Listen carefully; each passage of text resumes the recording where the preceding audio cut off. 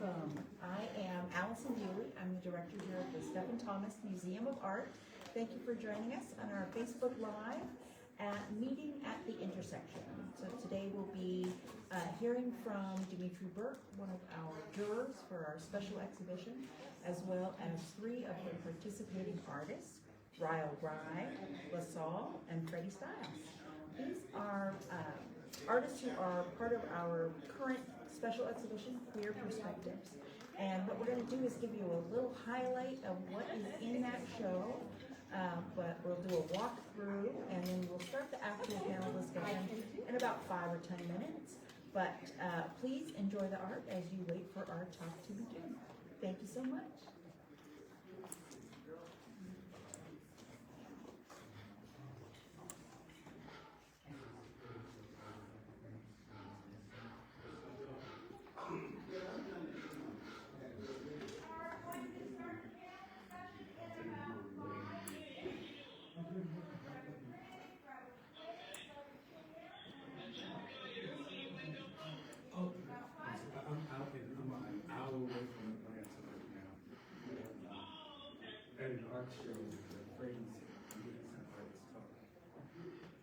Most folks' phones are not working.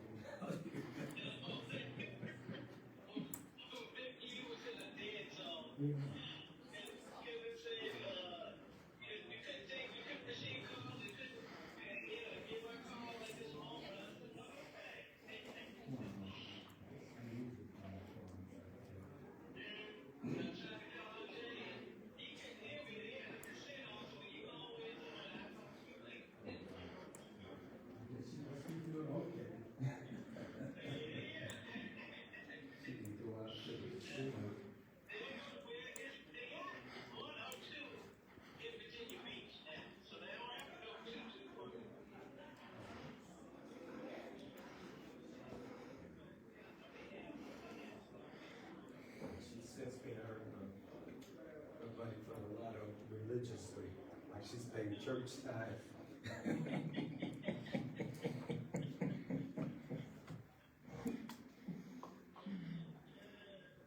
Which reminds me, yeah, I'm gonna check in yet for me. I think so. At this time of the year, everything is due for me. Yeah, can you hear me?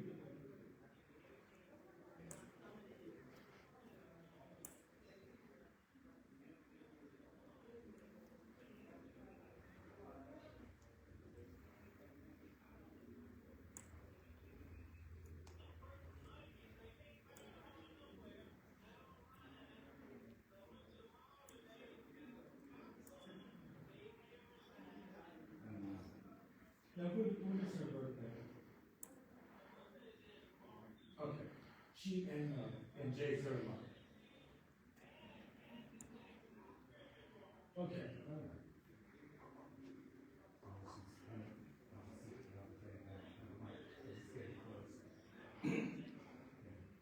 I know Jace is like the 27th, 25th.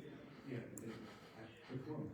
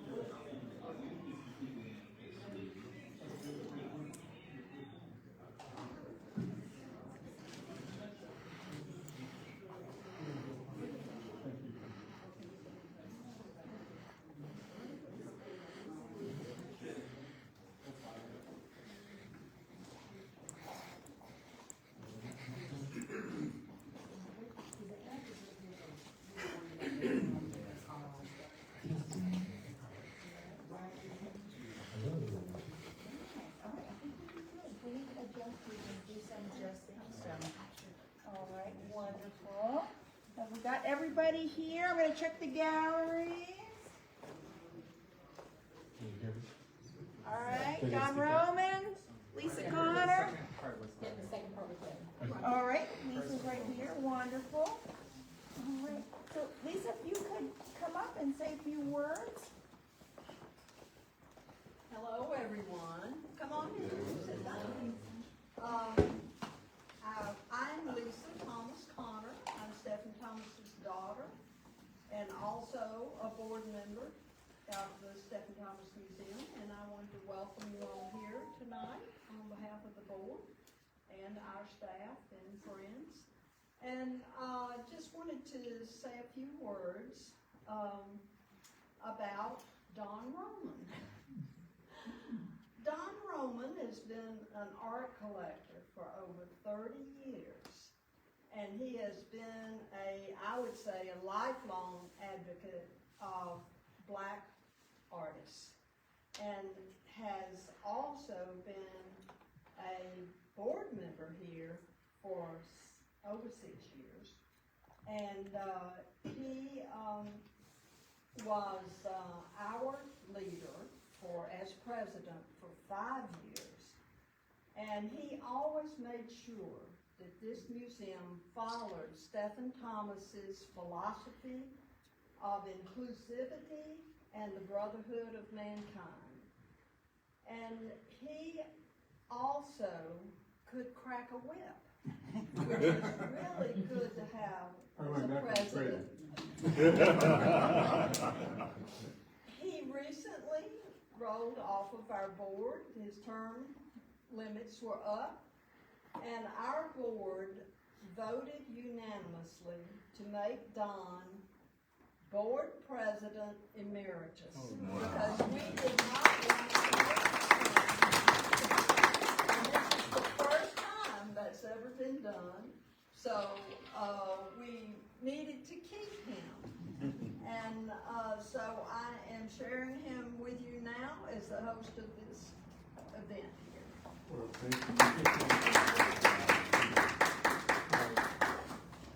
thank you, Lisa. That was not expected. Yeah, I promise you. I promise you. And I hate to take the focus away at all from the real reason that we are here this afternoon. Allison and Lisa know that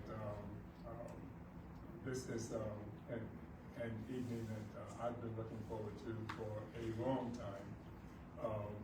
Lisa actually stole my thunder in terms of the role I had been asked to play by our illustrious director, Allison Booley. And that was to give you some insights into how we have come to this moment. We are obviously thrilled to have this event part of our Queer Perspectives exhibition, which itself was just an apple in someone's eye. You know, 3-4 years ago, but things move slowly, as we certainly learned on Tuesday. That's all I'll say about Tuesday. But we really felt it important that we make this show a centerpiece of our efforts to live up to Stephen's vision, to his commitment to one of his guiding principles, the brotherhood of man, as Lisa mentioned. We have been, who are we? That gets us first. I think that is important to understand first. We, for those of you who are new to the museum, we are technically a single artist museum, in that we were created to commemorate the work of a single artist, Stephen Thomas, Lisa's father, who was a German immigrant, relocated here to the States in 1926. settled in Atlanta in 1930 and sculpted, painted, printed, welded, virtually every medium that you artists can think of, Stephen did. And you will see the evidence of that work in our main gallery here. And we encourage you, particularly those of you who are here for the first time, to really spend some time, as much time as you want after this program, touring our main gallery, as well as obviously the West Wing, where the Queer Perspectives work is located, and obviously more to come about that. However, as a single artist museum, it was important to us that we not focus entirely and solely on Stephen's work. We wanted first to recognize, as we've said, his guiding principle of the brotherhood of man, and his heartfelt view that, as he says, this world is too small for less than brotherhood, too dangerous for less than truth. That's a meaning that I think we all really need to grab hold of in these times. But it guided Stephen through 60 years of life here in America. We're coming from Germany, between the world wars. He had to deal with man's inhumanity to man, and find a way forward. And for him in a foreign land. I encourage you to read up on him, and you'll find that he navigated that road, I think, very, very well. I cannot give you all of the life stories that explain that, but it's true. It's true. But then, from his guiding principles, we also thought it important to try to help demonstrate what his special brand of activism would be in the 21st century. What life lessons, what can we learn in terms of how we can conduct ourselves if we have a similar commitment to our fellow man and woman,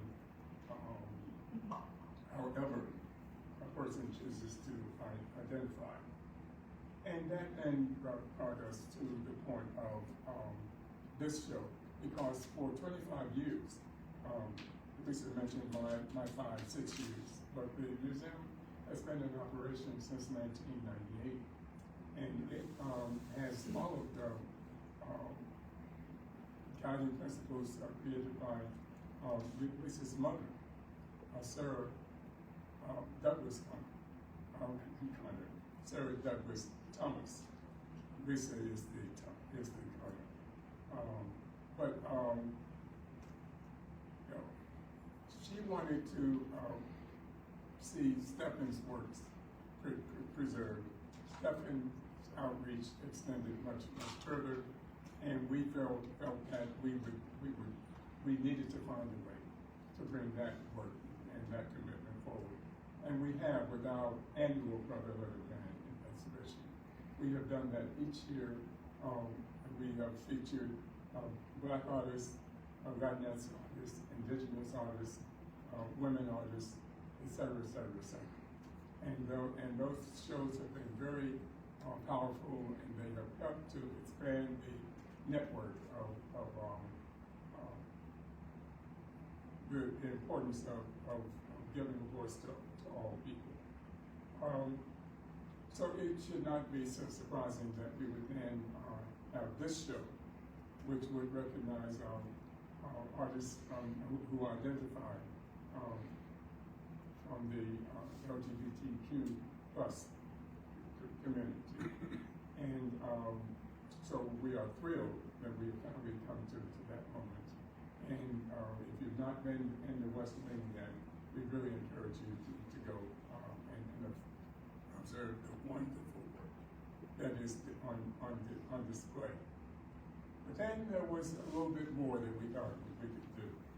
As with any community, there are there is a continuing effort, need for an effort to make sure that all voices are heard. And so we thought that within the gay community even, it would be important to have an event, if we could pull it off, where we would feature the Black and gay artists who are a part of that wonderful show. We felt that, particularly as a museum focused on Georgia-based artists, that was a special subset that we needed to pay attention to. What is it like to be Black and gay in the South? And we thought that we had the perfect artists to do that, particularly when you consider that we could do it from a generation standpoint. Because we've got folk who can talk about coming of age in the 1960s, even part of the 50s, and even all the way up to the 2000s. Not saying, I'm not pointing at anything.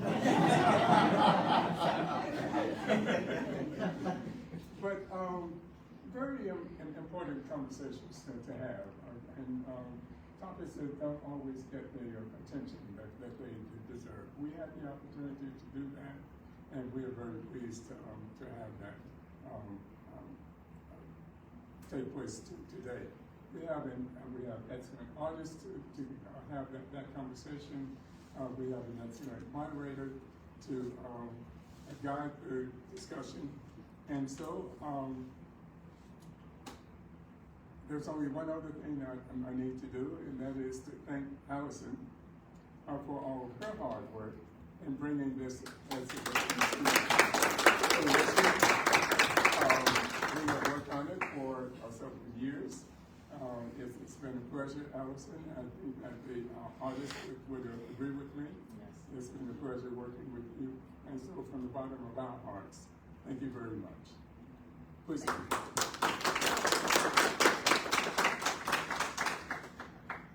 What I want to do is take just a quick moment to introduce our participants today, in particular our juror. One of the things that we realized in setting up this show was that we needed to have members of the LGBTQ community as our jurors choosing the artists who were participating.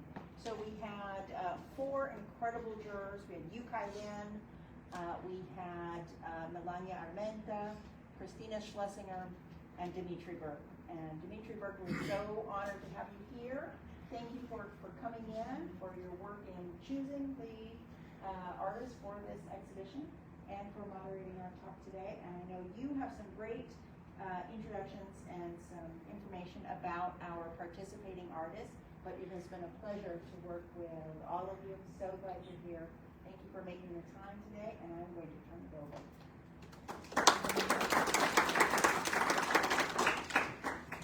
All right. Hello, everybody. Can everybody hear me well? Yes. Nice. Welcome to the Stephen Thomas Museum of Art. It's not lost on me that today is Sunday, so I imagine that some of us, maybe a lot of us, left from Sunday service, got some nice Sunday dinner, and now are here to hear the wonderful word of Queer Perspectives meeting at the intersection. And now, from my understanding, Queer Perspectives has been a blockbuster exhibition. The opening night had, I feel like, from my understanding, 4 times the amount of people usually at a show. So incredible. It's been extended. But yeah, that's actually.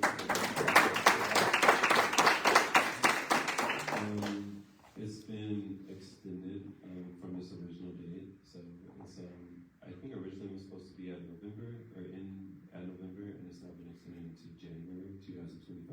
Right. Yeah, let's clap it up for that.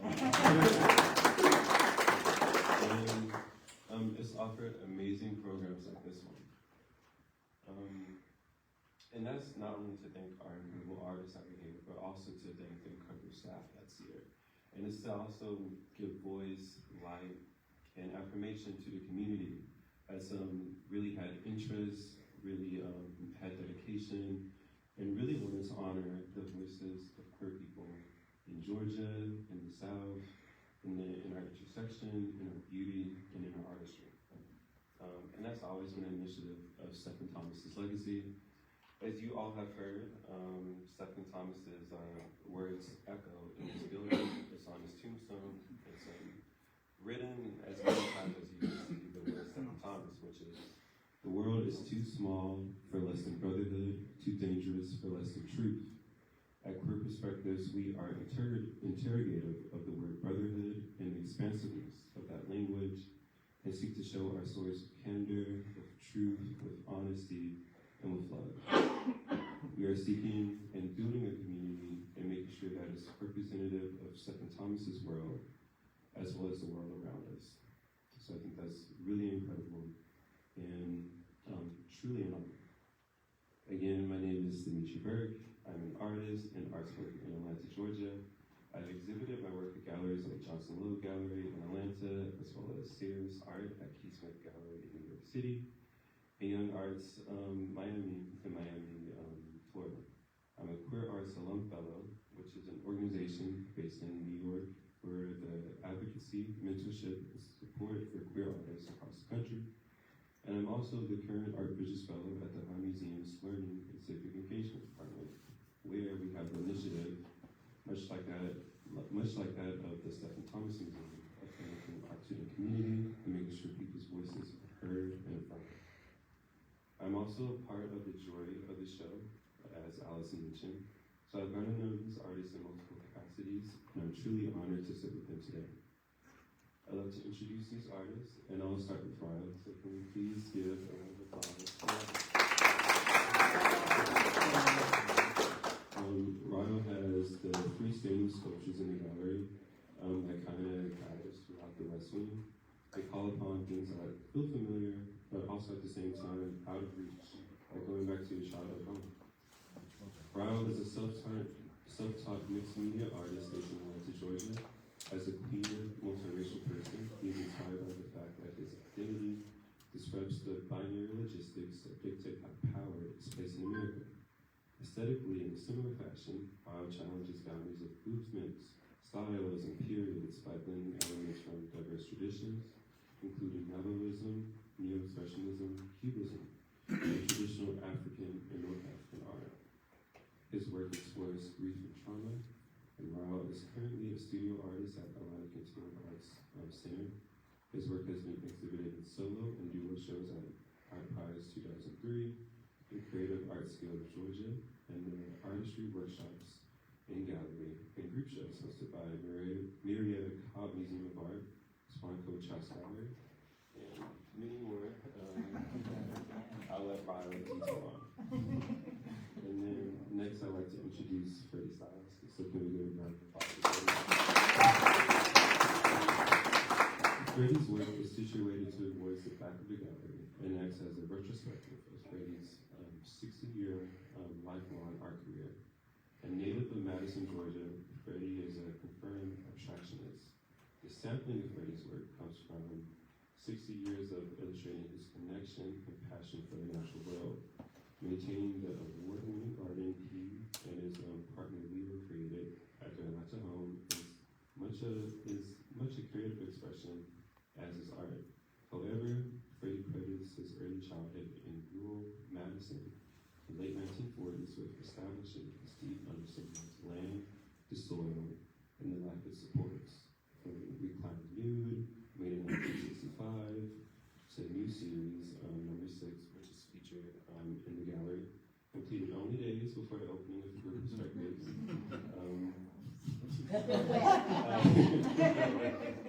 Freddie continues to experiment and to express his joy in the act of creation. Freddie's work has been shown both widely in the U.S. and internationally, including as part of the Art in Embassies program. His work is held in both private and public collections across the South and beyond. In particular, it is one of Freddie's pieces that started the Brenda and Mary Thomas famed collection of African American art. I'd like to also note that Freddie is a key player in Sweet Tea, Black Gay Men of the South by E. Patrick Johnson, which explores, talks about, and really celebrates Black women of the South.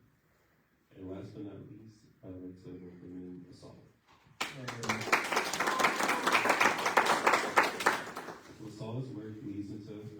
pieces and takes on many forms and representations of defining one's own agency, the importance of love and intimacy, and showcasing your own truth and beauty in society. This all has been shown at Art Forum Atlanta. If you were in the city during Pride Month, you might have seen LaSalle's artwork on our modern buses for Modern Art Panel, high edition. He's also been the 2023 National Black Arts Festival grant recipient, and he's been in the Men's Pride exhibit. I feel like continuously from 2022 and beyond. Yes. Yeah. So we're joined by some amazing artists, and can we just get another round of applause?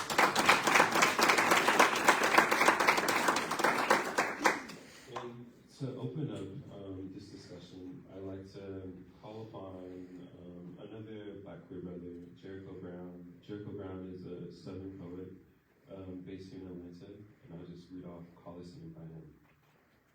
I don't remember how I hurt myself, the pain mine, long enough for me to lose the wound that had been in it.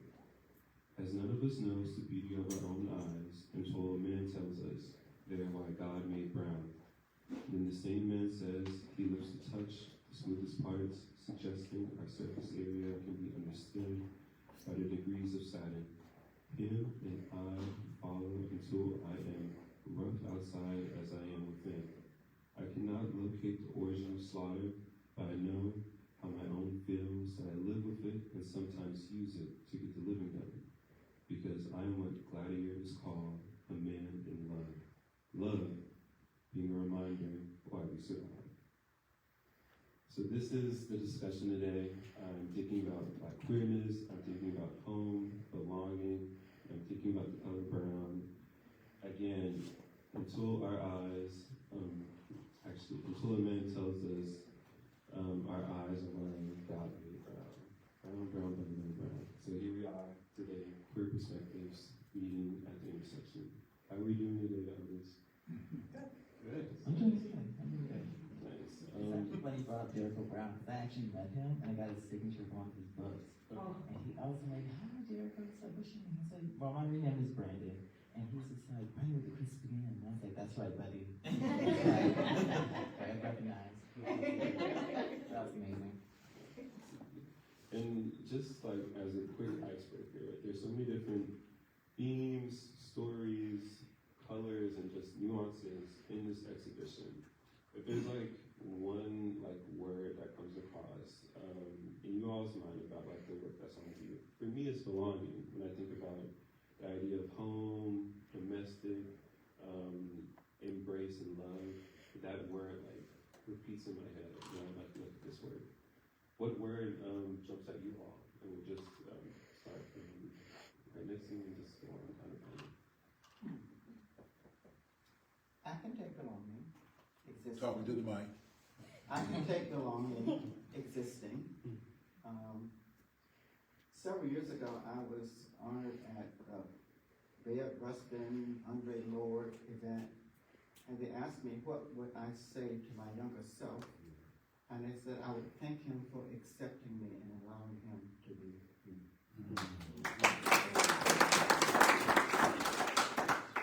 I would say honesty and liberation and expression.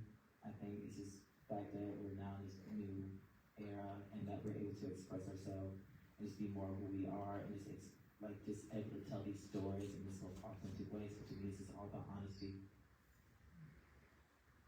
I would say eclectic. I think that this group of artists work in so many different mediums, come from a lot of different backgrounds, and yet we all have a shared interest in helping each other out and being a part of the community.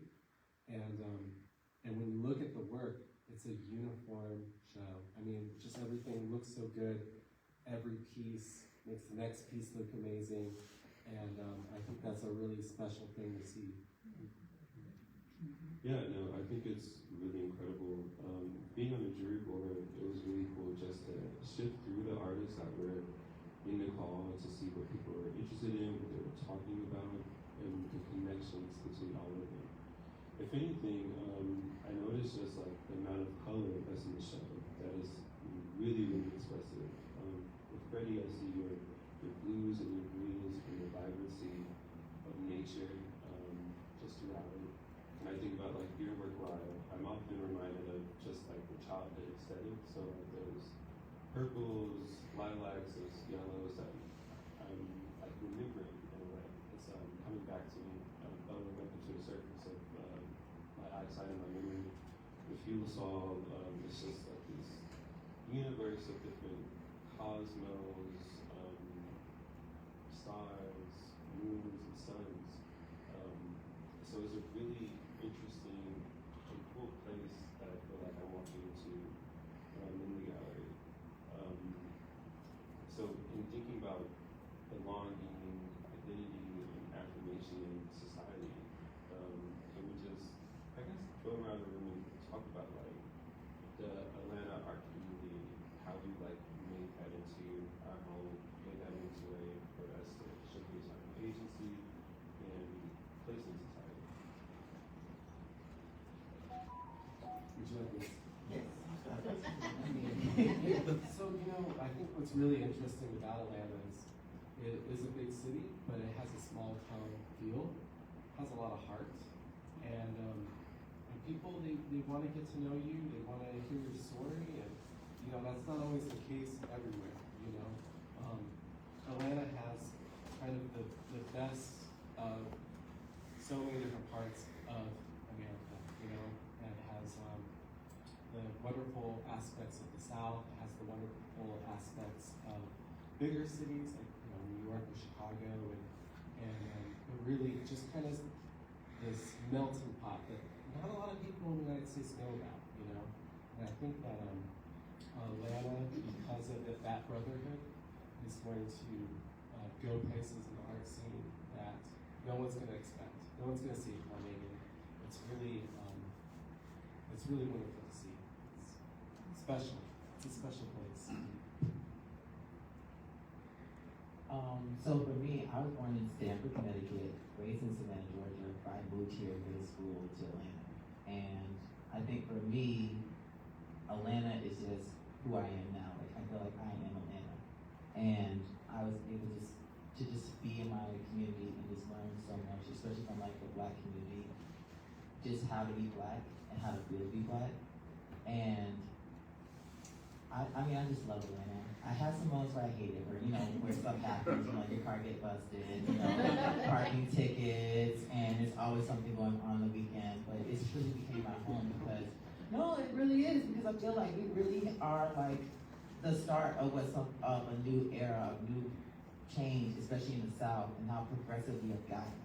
And especially in the art community, like we're still a hidden gem, but we're out here, we're trying to be a part of it, like Miami, New York, and LA.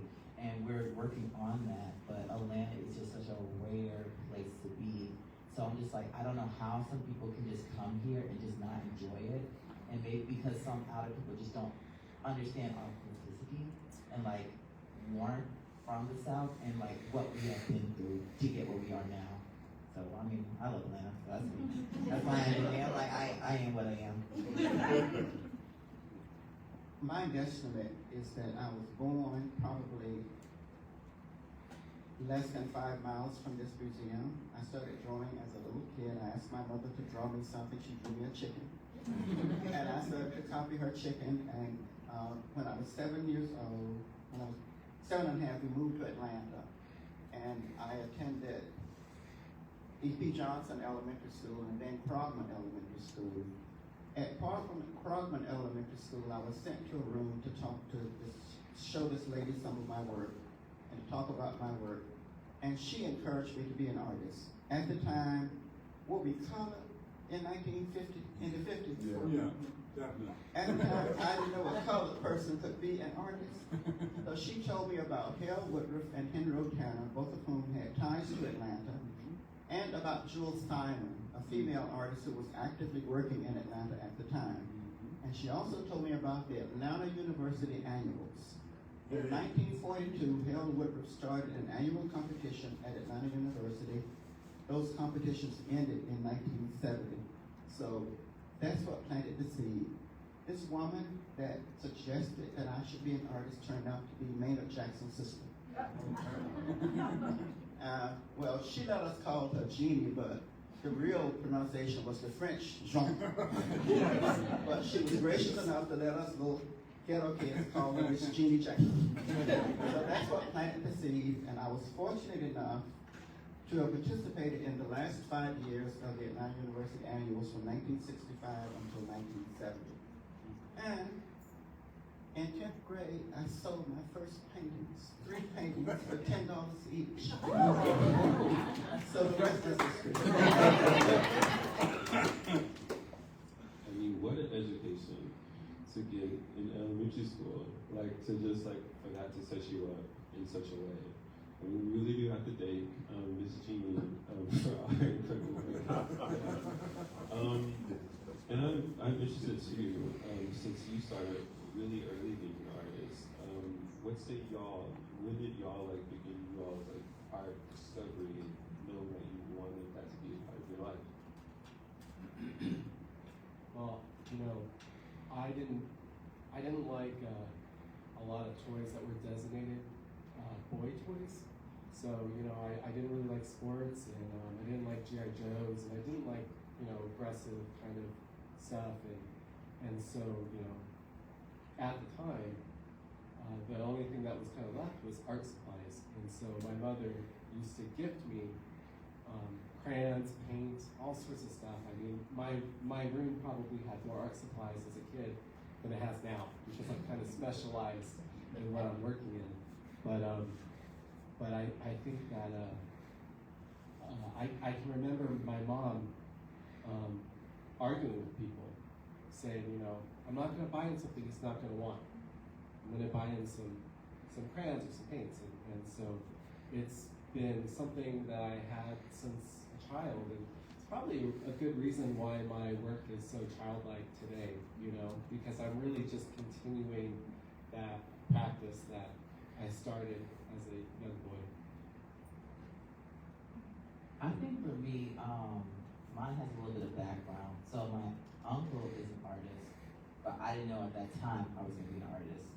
And I used to make little boxes and like literally take, well, my mom got mad because I got Krispy Kreme done and she said it brought roaches in it. But I was making this like beach scenes and just decorating it. But unfortunately for mine, my parents didn't really believe in me being an artist. I don't think they thought it was realistic. And in Creekside High School, 9th grade, I was like, what am I going to do with my life? And I just woke up one morning and I just started just making art and just being in art class. And I was like, I think this is what I want to do. And of course, I didn't have that belief, so I just had to fight for it. And I actually found out from my mom when I was like 3 that I got really big in trouble for this, but I was like, did not want to go to bed. And she put me in this room, and I guess I soloed myself and just made art on the wall. And I guess she just brought that memory out of me. But I think I've always wanted to be an artist, but I wasn't fostered in that way. So I had to fight to be an artist. So I had to just really just get it out from the gutter and just figure this out. And I mean, I just love it because I was just so imaginative. When I was a kid, there was always something in me telling me that I'm going to be an artist just like my uncle. And now I am what I wanted to be. So that's my journey as an artist. Amazing. And how, I mean, out of curiosity, how does like your uncle like feel about your work? Are you all in like conversation in that way? Not really. So on my dad's side, like it's very religious, so they don't really believe in like homosexuality or feminism. So there's that. And but recently, I've been seeing a shift because the more I've been putting into what I've been doing, they're finally believing, and I'm finally getting my apologies from everybody. And one day, he has recently called me last week, and I don't know his number. I said, who is this? And he's like, it's your uncle. And he just called me and just congratulated me on my work and everything I did. And I think this happens a lot in the Black gay community, not Black gay community, but just the Black community in general, is that we have to fit in some areas that works for us. And I think for my uncle and my father, because my father's a musician, is that they had to just be teachers, and that's all we were meant to be, something else that would just be practical. And I guess seeing them do what I want just kind of got him starting to talk to me again. We're trying to work, just, my family, my sisters, we're just trying to rebuild that family, because it's right now broken. So it's not, I really appreciate that he called me. I was scared because I'm just like, I don't want to hear it. I called him everybody. I was like, I just don't want to hear what you got to say to me. Because when I was like 7, he just told me about like the words of God, and I'm just like, I'm 7 years old. What have I said? I'm like, what have I done wrong? And it's just nice now that we're just trying to rebuild from that area. And I still respect him as an artist, and he acknowledged me as an artist, and he said, you know, at the end, like, be careful. And I'm like, bro, I'm doing so much crap out here. You gotta be careful. You don't want to know. I'll share location with you. But it's a good feeling that we're all trying to get back to being in that space. Or we're trying. I mean, just in that moment, LaSalle, you talk about family, embrace, and again, like belonging. In your own work, I see like that nature of like love. If I'm not mistaken, there's that piece of the relatives in that like love and embrace, and it's like reflected again between like a man and a man. Could you speak just a little bit about That that? one man is me. Surprise. So yeah, that's my aunt and my uncle on my mom's side. So they're from Stanton, Connecticut, Bridgeport. And there was this photo of them on Facebook, and they're still together. They're not married, but they got 3 kids, and they're just making it work. And I love my aunt. She's just so expressive and always herself, and she keeps it real. And you know, anything that she's going to go through, she always figures it out. I remember she snuck us in to go see Twilight. I was so happy for that. And just seeing their relationship and my own parents' relationship, because my parents got divorced, and I had to watch that growing up. And just seeing how they're still together, that's something that I want, even if it's a straight relationship. Queer relationships are just more different, and just a little more complicated. But it's still something that I aspire just to like have that connection, have that love as my aunt and uncle. And I showed them that artwork, and they were really happy about it, and I just wanted to honor them, so I just did the same position as them. And nice. It was really sweet. I love my family. I love my inner family. And even though we are broken and we're disjointed, we still have our moments. We still come together, one way or another.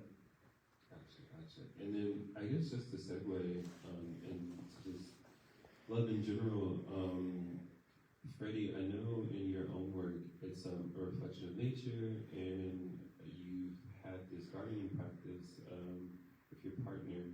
And just like that history of like love. I mean, you all have to read Sweet Tea. Like the name suggests, there's a lot of tea in that book. But Freddie talks to us about just the way in which he met his partner, and that partner has passed away. But that story that's in that book, that dedication to love and understanding it, like. You know, I think that book came out in like the early 2000s. I read that book maybe like 2 or 3 years ago, and just hearing about like 2 young men embracing each other, figuring out their life with one another, and creating around that, whether that's the garden, whether that's like informing an artist practice. But in general, can you talk about just that idea of 2 men embracing each other? Well, I'm not gonna pull out the cello, but I'm from a broken family. My mother was a broken person, never encouraged me. And I'm sure I'm not the brightest pencil in the box, but for years had me thinking I was ugly. I would look in the mirror and I felt like what I saw. Her voice was in my head. So when I met my partner, I had been hanging out with these gay guys.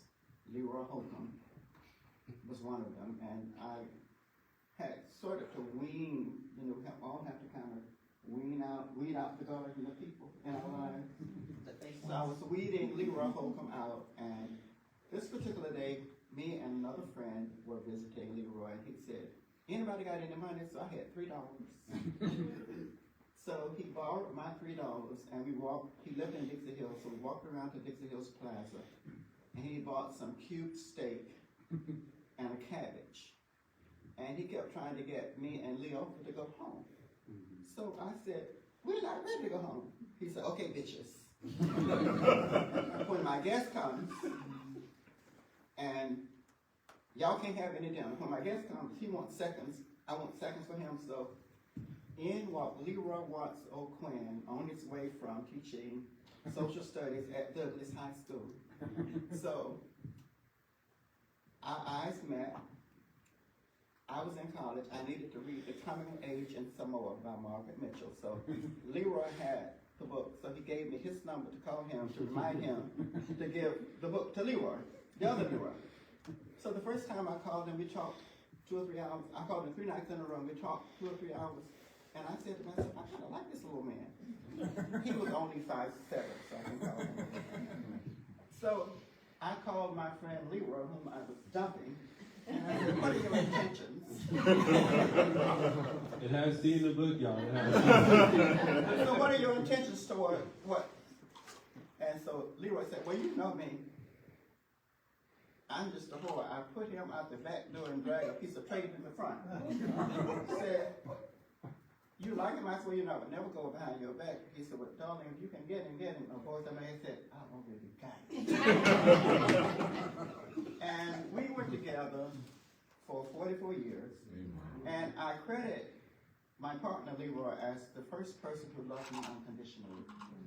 He would tell me, Freddie, I love you, warts and all. And I never really had any warts. But Freddie, I love you, warts and all. And we met in 1965. He was a public school teacher. He would invite me to come to PTA meetings and stuff with him, and I said, no, we can't do that. He would actually hold hands in public, but he loved me unconditionally, and we lived our lives to the point that at his funeral in 2009, there were 2 letters from the mayor's office. One of them presented to me from the mayor of Atlanta. That's how we lived our lives. And I don't expect to get a nerd. I wouldn't want a nerd quite like him because he was a character.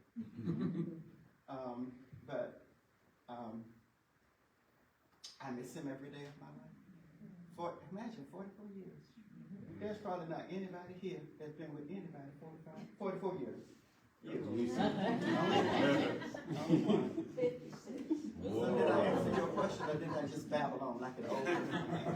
No, that answered the question. Again, welcome to the Sunday service. That is Clear Perspective. And I mean, the question really was about like love and just like seeing that in the testament to the word. It just seemed like the love that you have for like nature, the natural world. A lot of my understanding of your work kind of like positions itself in like this rural environment. The blues are the blues of the sky, or you have, the blues are the blues of the sky. The green is like that green you see outside with like those cows that kind of greet us. But you do talk about like how Madison, Georgia, wasn't always that place of belonging, and then to understand like later in life with your partner, with this gardening that you all share. It's a testament to what can be found, what can be had, and how to achieve it through your own like dedication, through your own perspective, and through the love that you have to yourself and the love that people give to one another. So that answers the question. And then to segue a bit, Ryle, when I think about like your pieces, you do talk about trauma and grief in the sculptures. There is this tear mark that sticks out and kind of has like this quiet but really present element in work. A lot of times when we think about grief, it is this other continuation of love and how it positions, transforms itself in our life, but it's still present in different aspects, and albeit sometimes not the most happiest, but I don't know, it's an interesting dichotomy and binary that you're disrupting between the child and the adult, love and grief, affection, and kind of distance. So can you talk a bit more about like the work that's in the gallery today? Yeah, I can. I think a good one to point out would be the sculpture titled Waiting with the balls on it. Talking about this work as being childlike, and it does kind of bring me back to childhood. And for me, I had a sister who was suffering from Tay-Sachs. She wasn't going to live, and so I grew up as young as I was in hospitals.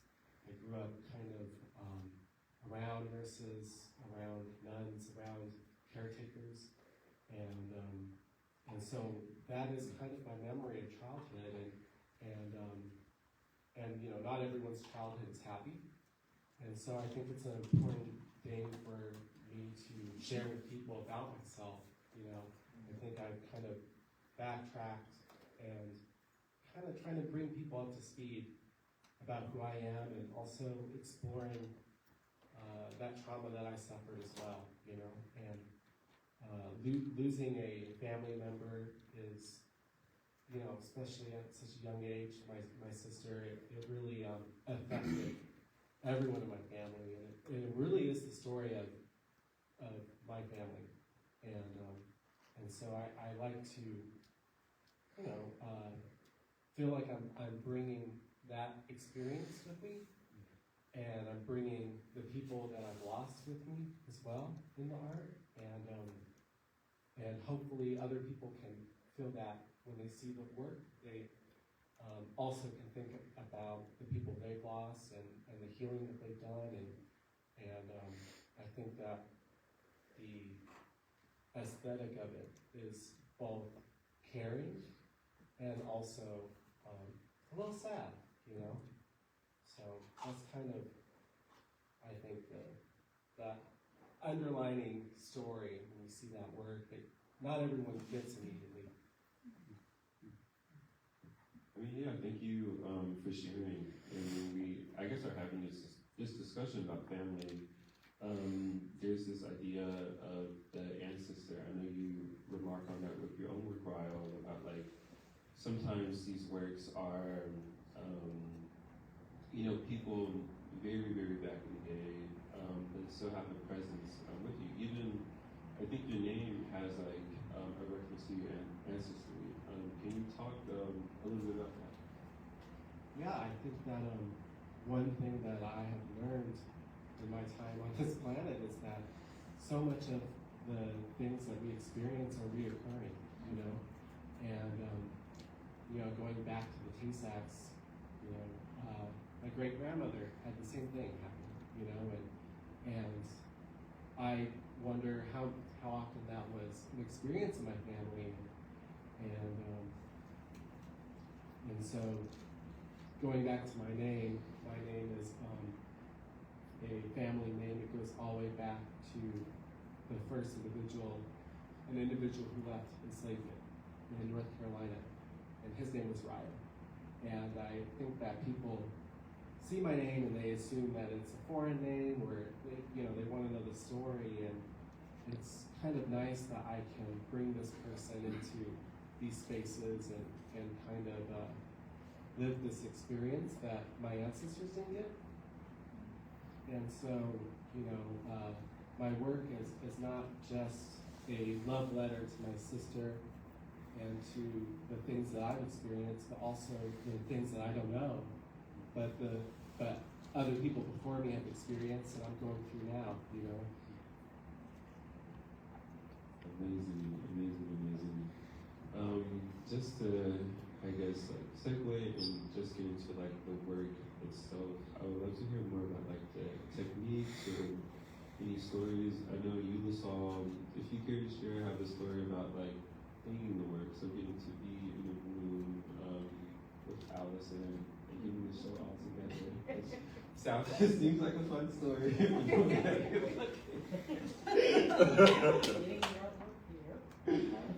Allison. You gotta tell the story. All right. Okay, so I got accepted into a Black Queer program in San Francisco. So I was working on my own solo show, and that was an amazing experience. The problem was, is that we're getting close to the end. They extended my Let's show. give a congratulations for that solo show. Oh, thank you. Very cold, very good. Alright, so, yeah, so I had my solo show, and they extended my show for another month. And I'm like, okay, that's fine. I just need my work back for this upcoming perspective and the city of Atlanta. Time has passed, and I'm just chilling. And I'm like, okay, where's my work? I'm like, oh, it's coming. And I'm like, uh-oh, I gotta get this work in. So Allison's messaging me, and I'm just like, it's coming. We're going back and forth, and I'm just like, oh my gosh. And I had so much problem with shipping with UPS, like everything. And when I had to go to San Francisco and ask this man named Steve, I would never forget this man's name because of the election. Because Steve was like, well, while I'm here with you, did you vote, Brandon? And I'm just like, well, look what's happened now. So that's all I got to say. So it's just been a lot of difficulties, and I'm learning more and more like what artists go through when it comes to shipping. And Allison was so gracious because I brought in works that was not accepted by the jury. And I was like, here, these are substitutes. It's gonna be right. And The night Allison, before the opening. the night before there was a really big one, and I was like, hey, but I'm like, no. And Allison was gracious, and she just like took more than she expected. She took the one I did not expect, which was the exes. Like, I'm looking for my divorce lawyer, Miss Julia, where I just really talk about people I was dating. So that was fun. And this And is it sold the night of the opening. yeah, it did. Yes. Took my pain away. I'm like, hey. But, when we talk about techniques and materials, during that solo show, I've just been having fun just being a multidisciplinary artist. Like, I'm just working with fabric spray, fabric in general, just mixing, just detailing it, and just having fun, just being an artist and not just sticking to one style. And now, as I've gotten through it, I know what I want to do in terms of those styles and just develop them more. Like, it's just so much fun, just creating different types of stories, especially when we talk about like Reed with like one with Peace and Lily, and that's all fabric and a little bit of just drawing, and that was just so fun, just create a representation of like what grief looks like in the Black community, and I'm actually going to start making that into its own series. And then with the exes, because that's sold, and I was like, well, shoot, y'all like my drawings, I got about 10 more of these dudes up in my box. And then actually just learning, just having fun, just creating the materials and how to make that into its own story, and how can I learn from those different techniques and how they can convey, especially when we do with color, like color can be and bring out emotion, so how can I make this into the art?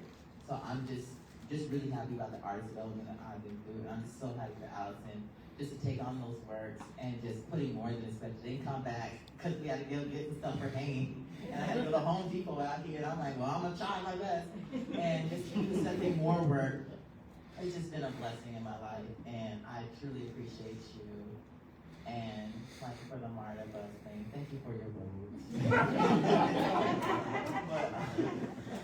I hope I answered that correctly.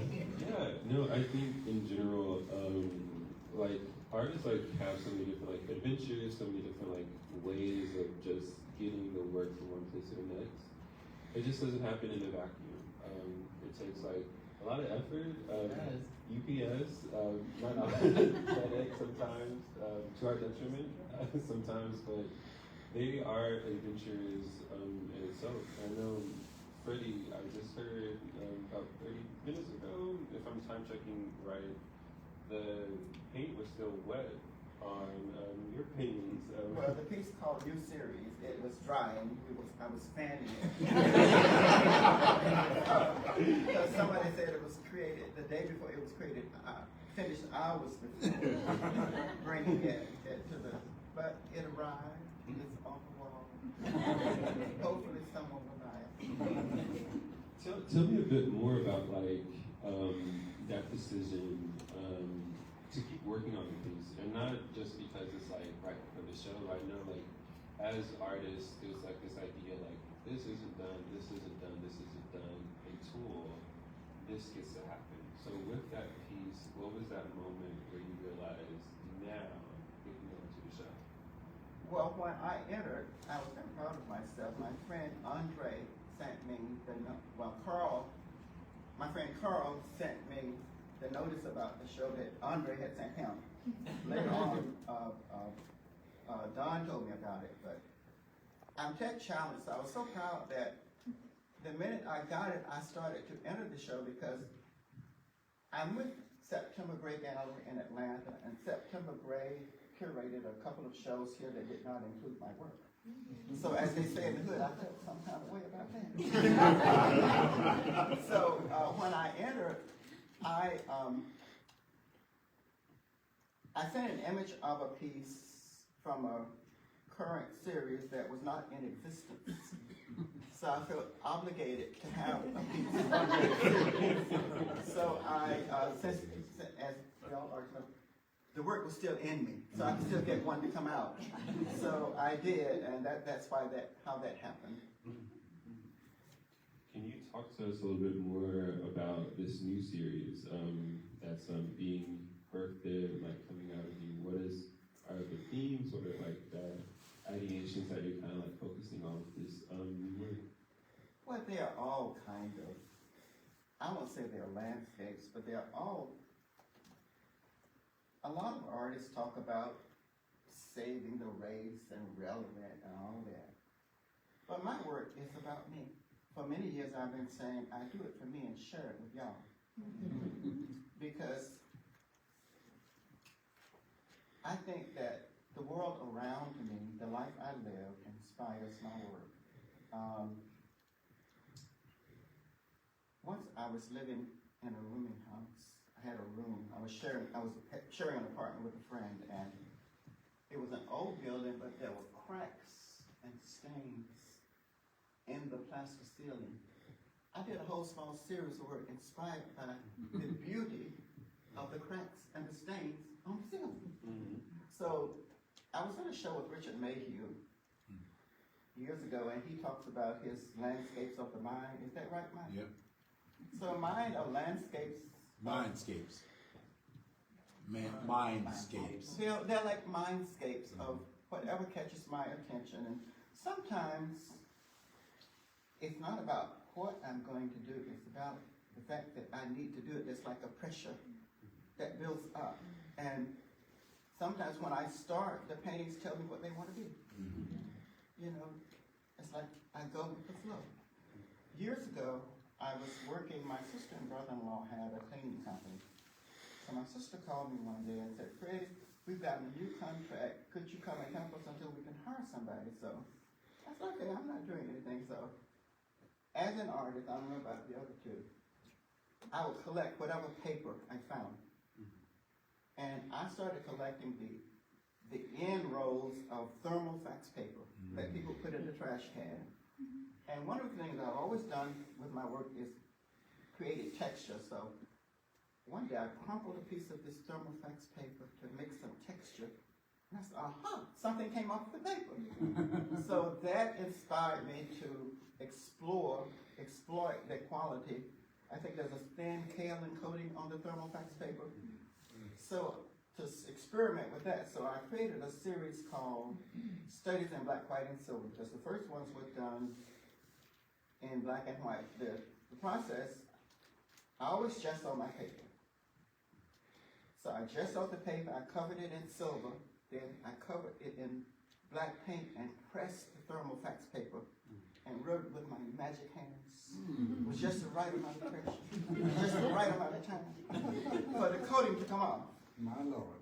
And so you created an image that was black, white, and some of the silver was exposed. Mm-hmm.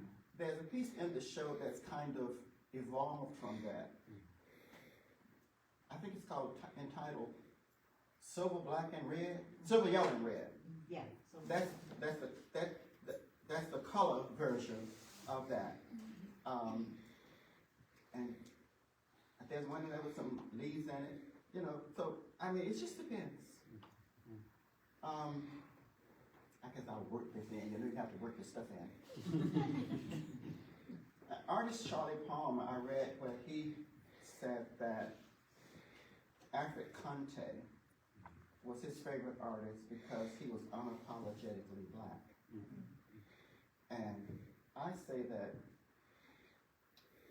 I am unapologetically me, and maybe, just maybe, I'm in search of beauty. So that's kind of my new mantra. I hope, did I answer your question? I was at a talk at Hammond's house, and an American artist named Ely Mays, who's now living in France. Yes. Did Ely ever answer a question young?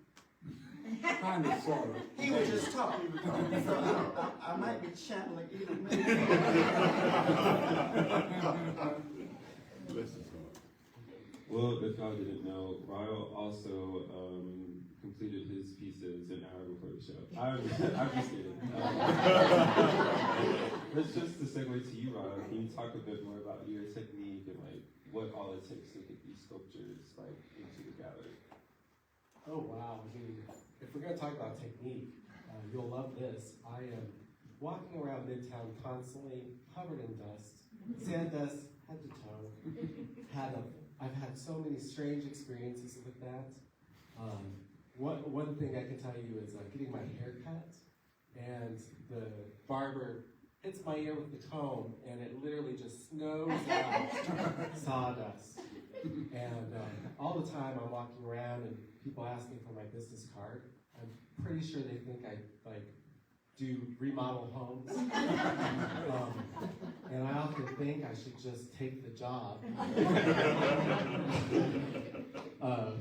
But it's a different medium. There's not a whole lot of people doing what I'm doing out there, and I don't think I would have ever done anything like this except for I became friends with a black woman who was a woodworker, and I always wanted to do this, and I just never thought that I could, and it took seeing someone else doing it that I could relate to, that made me think that I can do it too, and what's surprising after doing it this long is I think anyone can do it, we can all do it, if you are okay with being covered in sawdust like I am. I think, as far as getting the sculptures here, they stack. So it's actually, that part's not so bad. But I think definitely creating these works is physically laborious. And recently I detached my retina doing wood sculpture like this. And as soon as I could get back to the studio, I continued doing the same thing, that detached my retina. And I think it's, it's a passion, and I hope it shows. I mean, of course, and it should. It'll be a disservice if it didn't show. For all of us included, being here in this gallery, and just in general, just talking about like techniques and like in the way that we've all become artists. Freddie, have you noticed anything from having this 60-year-long career from the artists of like 20 or 40 years ago to the artists now? And how do you kind of like place your own practice into that shared history? I guess if I've noticed anything, I think that I've noticed that African American artists no longer feel compelled to illustrate or to respond to the Black experience. Many times I've been in groups of artists and I've said, a lot of African American artists feel compelled to do poorly painted pickaninnies just to kind of be for a cause. And a lot of artists have come up to me and said, I'd like to do what you do, but I need to sell my work. So many years ago, in 1980 was the last time I exhibited figurative work involving the human body. It was kind of like a purging of my, early on I wondered, who are these figures, who are these people in my work? So in 1979, I hope I'm not rambling too much, In 1979, my fraternal grandmother died, and we were in Madison, Georgia, my mother, sister, father, and I, in the funeral car, the first time we had been together since my mother left my father in 1952. So once I returned to Atlanta, these memories start to have flashes of these memories, and I realized that I had been illustrating the pain of living in that family. I didn't want to do that anymore. And I thought about how I had survived and hiding in the bushes or whatever, how I survived. So in 1980, I had a show at an organization called the Phoenix Art and Culture Center in Atlanta. There was a big painting of my father's mother, the central figure. There were these triangles and a lot of green. One of them had this bright green grass with my daddy and Lily May on it. Like the grass was greener. But I was outside of all of the triangles because I always felt like an outsider in my family. And since then, I've just kind of gone with the flow of doing what I do. And I didn't mention in techniques, as a result of my gardening, my azaleas would die. And I noticed the intricate texture of the azalea roots. And a voice in my head said, what if you wash the dirt off those roots and use them with brushes? So I started a series called my Working Roots series. And it had a double connotation because in the black community, we go to Miss Lulu on your ass, have you green as a frog, barking like And the work was intensive, so I did several paintings. I think the red one in there is the only painting in the gallery that was done with azalea roots. At some point, I got better at growing the azalea roots. I couldn't get the roots anymore. So now I've turned to pine needles, which are very available. That's my pine needle series. And did I answer your question again? I couldn't answer. All right, audience. Was the answer good? I think that's it. Yes. Edie drank a lot of wine. I could use some more myself. And just in general, we're gathered here today at multiple intersections about being artists, about being men or people that identify as queer or gay, as people that identify as black. So I just want to open up the conversation and ask y'all the importance of identity when it comes to how people describe you all. Do those words come up? Does artists come up? Does black come up? Does queer come up? And what is the prevalence and the importance of that identity of black queer artists? Looking at me? I think, I get everything under the sun. I understand I'm ambiguous looking and I kind of fit in and I don't fit in at the same time. And that's just been true my whole life. And so I think that identity is very important, and I'm really honored to be able to be that artist that other people like me can look at and see themselves or see someone that looks like them and feel like, maybe they can do it too, We're opening up paths for other people, and we're building the foundations right now. I know it feels like, kind of dark and gloomy sometimes, but there is a future still, and we've got to work towards that for others,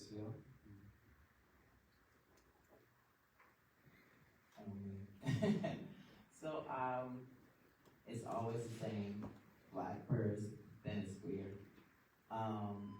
So it's sometimes intertwined, just with like me just speaking in general, the queerness just comes out. But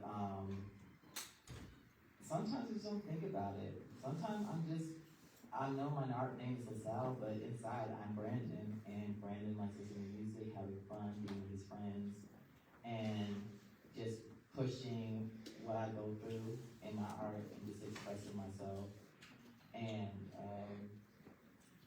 just being able to just be in my identity and also learning more about myself as a black queer artist. And I do want to give my flowers. So I met Michael Morgan at the retreat, and I knew another friend who was there, and we just talked about how important it is to see older Black queer men out here creating art and doing art. So I want to give Michael Morgan also Freddie your flowers. Because a lot of Black queer men died like early on in their age, and just seeing y'all continue living your careers and still being here with us is just something that I aspire to continue on in my life. And you know, when I first met you, I thought you didn't like me. Yes, you. But you know, I'm my person. But just how welcoming you are, and just seeing you and Michael, and just seeing like y'all friendship, and just how y'all like cling on to each other, even in our own community, we're still learning how to coexist with each other, but also not compete with each other, if that makes sense. But I just want to say that you guys have really helped me bring my identity. I'm just so happy to like meet you in my life, so thank you for that. I look forward to getting to know The you.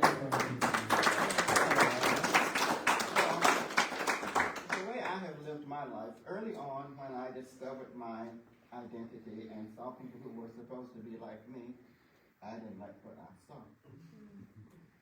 So I decided that I didn't have to take on a lot of the expectations of finger popping and swishing and all that. So I think I have lived my life as a, quote, normal person who happens to be gay.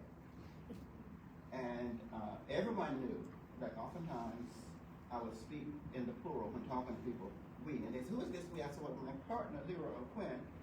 And at some point, when people met him, they said, we would be to think you were a figment of Freddie's imagination. Because he always referenced you, but we didn't know, you existed. And all along, I probably have more non-gay friends than I do, non-queer, non-gay, whatever friends than I do queer friends, because I was behind the hedges in a big old, wonderful, musty old house, grading papers for my partner, cooking dinner, making a household, making a life for us. I was not free to be out experimenting, going to clubs and what have you. Did I answer your question?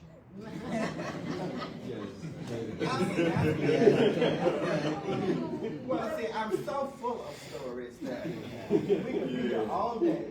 We don't have brunch. With just my I want to hear about the Jolly 12. Oh, when I was in high school, I met these gay guys who lived in Fort Worth. Robert Hodges lived at 532 Wabash Avenue. Okay. So we formed this social club called the Jolly 12. And Robert Hodges was probably this tall and this color. We wore white shirts and blue pants, and one summer we were walking to a social event in Fort Worth where there were porches upstairs and downstairs. So we were walking, we'd always sort of walk in step, kind of like fraternities did. And someone said, "Hey, Mother Hodges." I said, "Hey, motherfucker." And people fell off the porches. I performed the Walk Up the Jolly Trail for Flux Projects years ago. And at some point, I dumped Hodges and them because I was asking them to meet me in downtown Atlanta. So one day somebody said, "Honey, you can't meet them in downtown Atlanta." I said, "If you sing with them, you would never be allowed in any of the stores in downtown Atlanta because they were professional shoplifters." And they would give me a little frock every now and then, or something they said was too little. What I realized is that I know they would go out of town on these trips. They were going on shoplifting trips. So they were people I weeded out of my garden and moved on. Now, did I answer your question? That's going to be a recurring thing. I do have another question for you, Freddie. And if there's any advice that you can offer like this certain group of artists in general. What might you say? And also, if you ever want to go to the club, just ask. I'll try you. I'll take you to the good spots. Well, I think you just have to follow your own mind. Like, I didn't have early on really good examples. I just had to decide how I wanted to do it. My country grandmother was visiting once, Ma Book. Her name was Eva Booker, we called her Ma Book. Started telling me, she said, all those songs I should have, like one rule for a girl. I said, Ma Book, if you want a girl to call somebody at this number, give them your number and have them call you. I was a teenager. And an unexpected money order arrived from my father. Years later, I found out that money order was for me to go to the doctor to see about myself. You know. When I finished high school, I visited my father in New Jersey, and I don't know what words he used, but he told them that I was different and told them to be nice to me. Did I answer your question?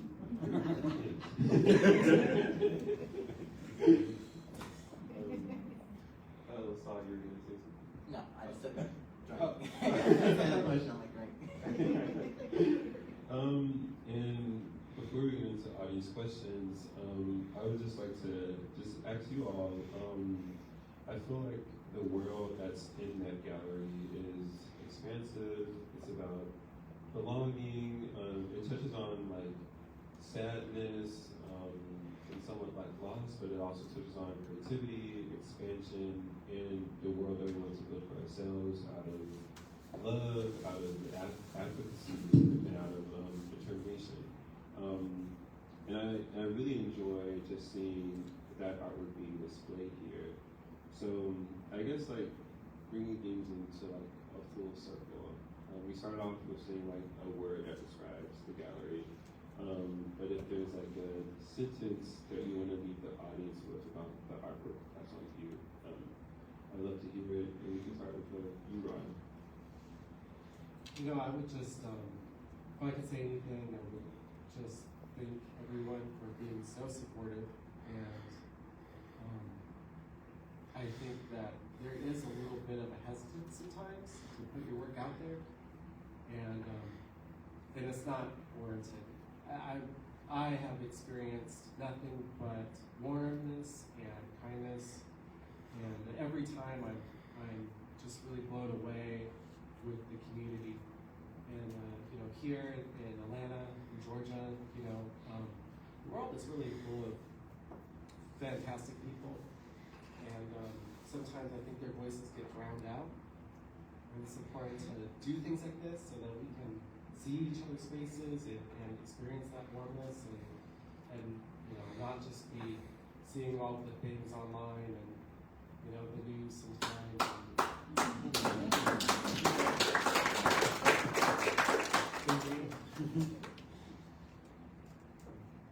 I also just want to say thank you, just in general, and especially Allison, for just accepting more than expected, and the fact that one soul that was just so personal to me, and that I had since I was like 6 years ago, just like writing about my pain. And any artwork that I do and I get accepted, and I just always want to say just thank you for letting me have a voice, and then thank you for just letting me just show my work, and just hearing reviews, like just reviews about it, just talking about it, is always so encouraging to me. That tells me that I'm doing what I'm meant to do in this world, and I do have a purpose, and that I can continue with that purpose in my life. And I'm just, yeah, like Atlanta has just been such a blessing for me, and just in my community in general. And when I got to Madison here, I was just like, ooh, we out here in the country. I said, Buckhead, this ain't Buckhead.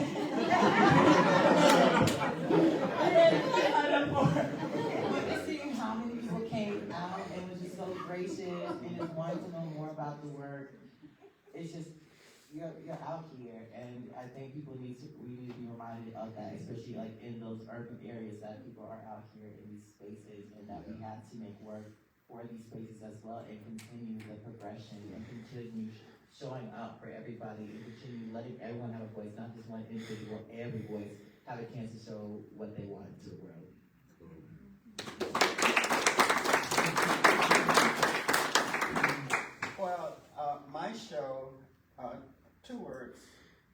two words come to mind when I walk through my almost 60 years of work in the gallery. One of them is triumph over my mother's voice, my mother's negative voice who never encouraged me. And the other is celebration of still being here and of my partner who was always very supportive of my work. And I thank you, one of the jurors, Allison, the museum director, for including me. It's always nice to come home. Yeah. I had a show in the early 80s at the Madison Morgan Culture Center, so all these years later, I'm back. So I feel very honored to be here, and thank you all who played a part in it.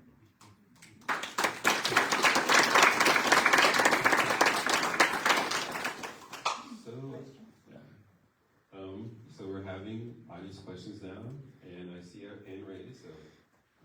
Hi, I'm Michael Morgan. I just want to thank Freddie and Brandon. When I was a young artist, Freddie befriended me, would send me supplies just out of the blue.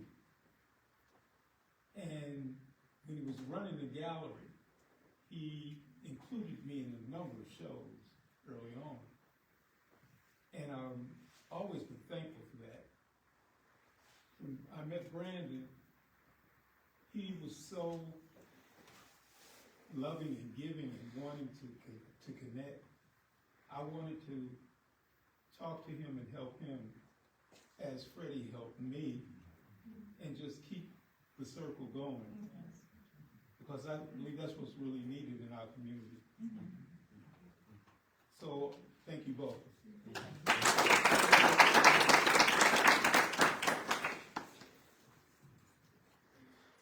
Freddie, you mentioned, showing at the Morgan County Cultural Center, and so you probably are.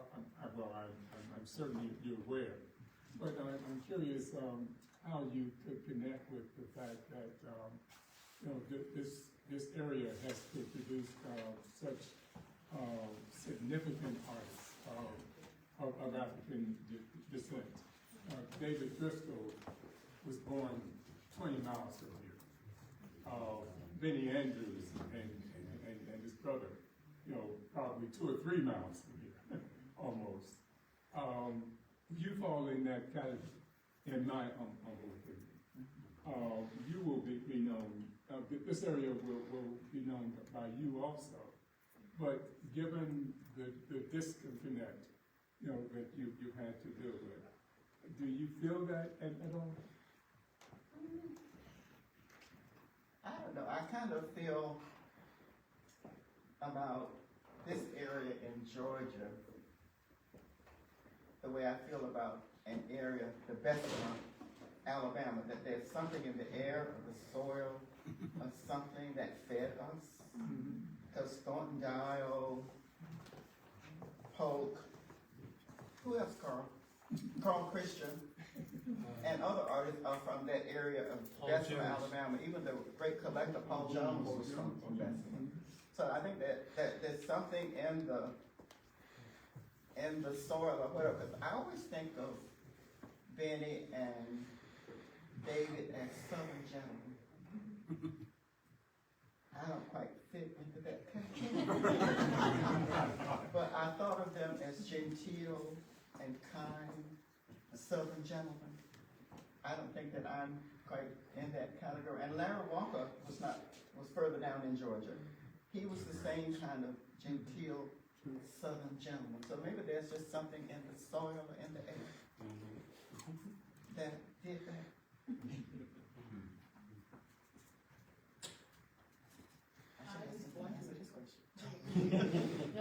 Did I answer your question? This is not a formal question, but of a comment or compliment. Today is my late brother's birthday. He was one of you guys and everything. He wasn't. I understood him, but no one else understood him. And me coming here today is a happenstance. I was supposed to come here and drop something off and leave, but I'm so much richer. And my heart is so full of the love that I had for him. And I want to thank you for being who you are unapologetically. letting nobody tell you that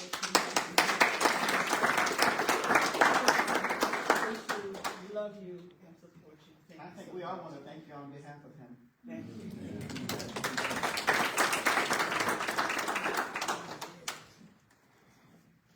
Does anyone else have any questions? Yes. I have a question.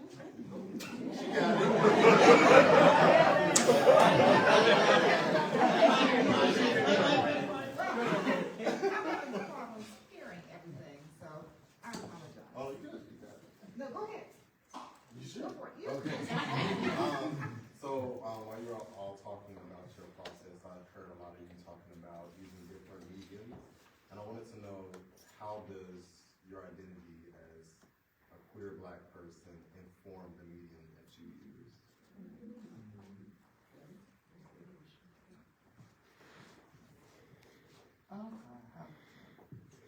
I think just being able to do my own thing, paint with plant roots, paint with pine needles, use fact paper.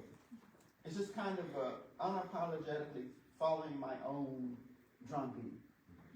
I guess that's the only way that's the only thing I could say that may be pertinent to your question. I definitely say my intentions and what I'm trying to create. Because for me, I'm trying to create a story about queerness and what we go through. So I just put on like Black House Radio on YouTube. I'll talk to one of my friends about what I'm going through. And I just create the work that is in that queerness, in that space. And I try to create that story as I'm making the work. And that's how I use it in part of the video. That's how I'm like, I should use a spray to express this emotion. I should write about it and talk about how I'm feeling or what this person did too in that moment. And or I should just keep it simple and just have it symbolic and just use these colors that represent the darkness of my skin, the lilies that remind me of my family's home when someone has passed away, and just having that love on the necklace when they pass away, just creating that in the moment. Well, you know, I was told that queer people didn't work with power tools, they didn't cut wood, they didn't do these things. And, you know, at the same time, no one told me that. You know, you self-police, and somehow it's in the culture not to do these things, and you're not capable. And so in doing them, you know, set the work aside, just the actively doing it is kind of going against the grain and making a statement on its own. And I think that right there is very important to do, to branch out into new spaces and to not feel uncomfortable and to let your presence be there. It's important, you know. Brown people, queer people, like women, like all different types of people, we should be in the room. So.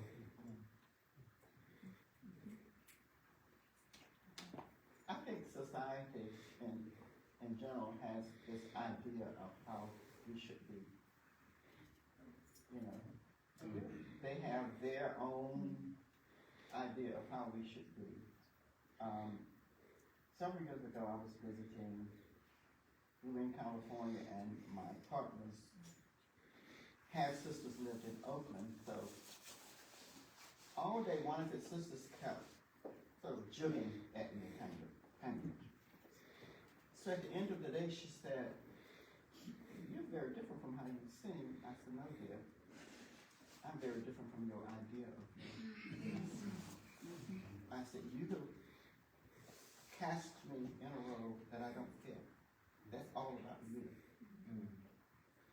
And it's happened in a lot of different ways with me in different situations. In negotiating sales of artwork sometimes with the men, I would get this rubbing of, "Can we work something out?" I said, "Yes, you can give me 1/3 down and pay the balance in 90 days. And had I not been in a relationship, I don't think it would have mattered, but I don't know if y'all have had those kinds of experiences, but a lot of No, I haven't. I'm kind of worried. but, you know, I've had those experiences. So some point, you know, but I'm so much older than you. So, Well, I've had longer to have experience, and I don't personally sell my work anymore. I'm with a gallery, and I have a private agent too, actually. Mike Harris is one of them, and Carrie Davis, who's not here, is my other agent. They sell more of my work than the gallery I show with. But I don't entertain clients personally anymore, and not because of the crowd serving, it's just that I don't know who you are. I've told more than one potential client, you might love artists, but you might love art, but you actually hate artists. And I was in counseling for many years, and there's the concept of cooties. After dealing with them, I would be so covered in cooties, that it would take me days before I could pick the cooties out and go back to work. So, and I'm sure I'm rambling on, but I'm an old person. Can you answer the question?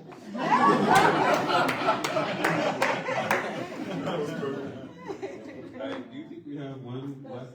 Oh.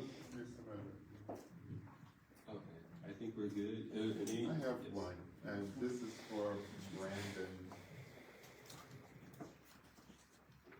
Why did Brandon name the creative person LaSalle? So LaSalle is my great grandfather's name. So my full name is Brandon John LaSalle Moultrie. So I just took LaSalle, and that's on my grandma's father's name. And I was just like, LaSalle sounds like a good name. Brandon's very common. And I do love my name, but it's also a form of protection from everything that goes on when you're putting your work out, when you're just trying to show yourself. I just want to protect who I am. I want to protect Brandon, and LaSalle will just be like how pop stars, you know, like how they have their own persona, so that's my persona.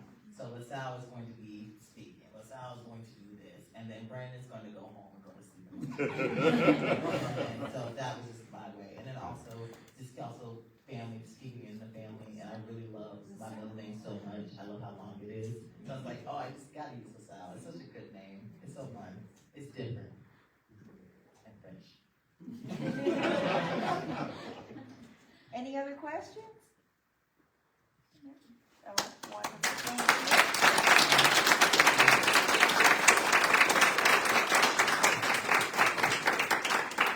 I want to say just a couple words. Thank you all for coming out on a rainy Sunday afternoon. Thank you for sharing this space with us. Thank you for your listening and your inquisitiveness and your responses to the work in the show, to our incredible artists. Thank you to our wonderful artists who are in the exhibition, and to Dimitri for your thoughtful questions and for your presence here today. And I want to say one more thing. We do have work for sale in the exhibition. Not all of the art is for sale, but there is work for sale, and it supports not only the artist, but it also supports the sale of work, supports the museum. But also we have decided that throughout the length of this show, 5% of the sales price we are donating to the Trevor Project. If you have not heard of the Trevor Project, a lot of their work is doing online and phone call crisis center for LGBTQ youth. They are very actively working to reduce the rates of suicide. I just saw a quote from them, a statistic that came out this week. Their calls are at 135% increase this week with youth feeling unsafe, youth feeling at risk.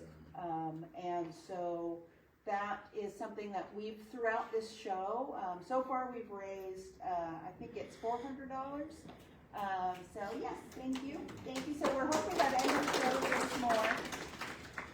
So please enjoy the show, enjoy the beverages. And I don't know if anybody realized, but Miss Cheryl, who spoke earlier, she is also known as the Pound Cake Goddess. And she brought pound cake today, and so I hope everybody will enjoy some of the pound cake before you leave today. Please stay and enjoy the work, interact with our artists, and thank you so much for coming. Just want to make sure you're aware, we are inviting and encouraging you to spend your remaining time. Mike, thank you so much for coming in today. It's great to see you.